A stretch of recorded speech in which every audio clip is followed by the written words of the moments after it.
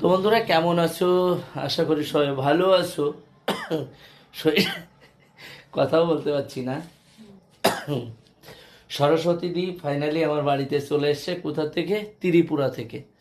তো সরস্বতী দি এইখানে এসে ছেলেকে একটা সিরিয়ালে কাজ হচ্ছে, তার শুট ফুট করানোর জন্য।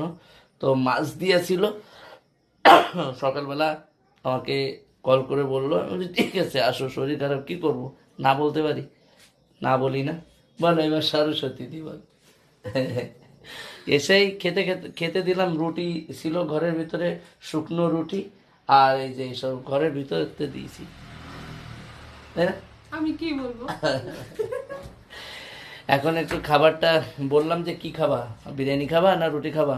বলবো না, বলে কিচ্ছু খাবো না। তো কি খাবে না? বলছে মুড়ি খাবে নাকি, মুড়ি খেয়ে থাকা যায়?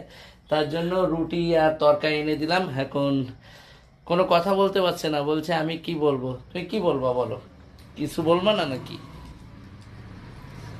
কি কি বলবো তো? আর তুমি তো হঠাৎ করে লাগা দিছো, এটা তো আমার মাথা ঢুকতেছে না। হঠাৎ করে লাগাই দিছে। ঠিক আছে তুমি তাহলে পরে বলো, এখন খেয়ে নাও। পরের ভিডিওতে এসে তোমাদের সাথে কথা বলাচ্ছি, ঠিক আছে? আগে আমরা একটু রুটি তরকারি খেয়ে নিই, আমার মাকেও ডাকতে হবে এখন।